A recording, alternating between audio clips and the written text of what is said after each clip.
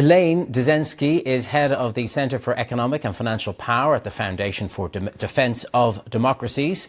It is a non-partisan, right-leaning think tank focused on national security and foreign policy. Thank you for joining us, Elaine.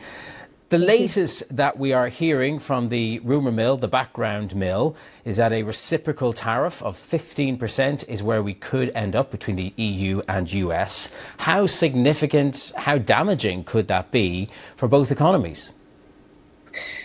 Well, it's a good question. So we have two very strong trading partners in a pretty deep negotiation right now. It seems to be a pretty optimistic sense at this moment that we're going to be able to reach an agreement by August 1st between the US and the EU.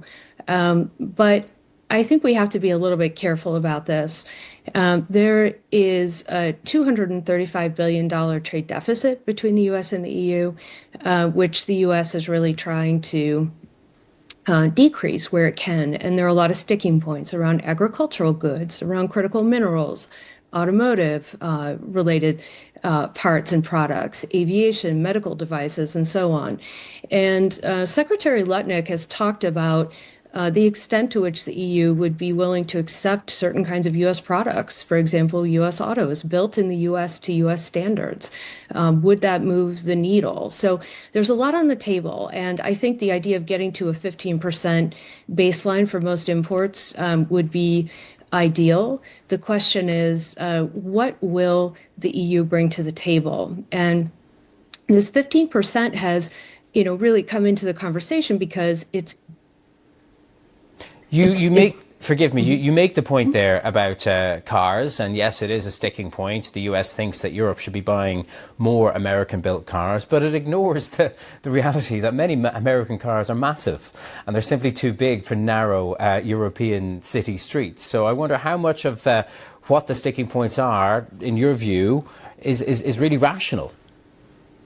Well, that's an interesting perspective. I lived in Europe for 10 years, and I certainly saw U.S. cars on the road. They do fit. They do fit in European parking spaces, even though they are a bit smaller than what we have in the U.S. Have you been to Italy or Greece lately, to any of the old towns there?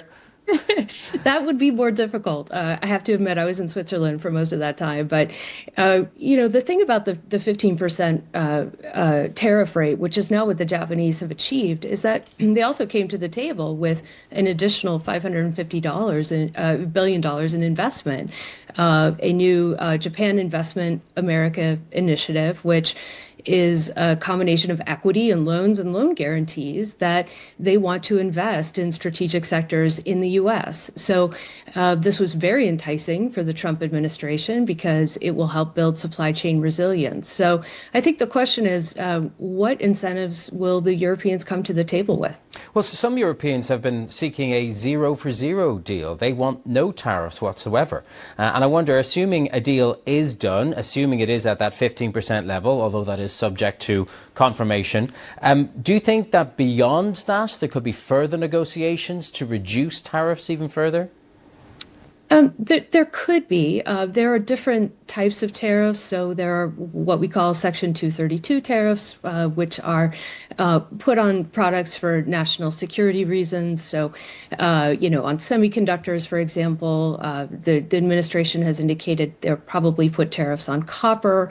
And those stand apart from the reciprocal tariffs that we've been talking about, for example, on a 15% baseline. So there are different aspects that we need to look at. There are also non-tariff barriers, for example.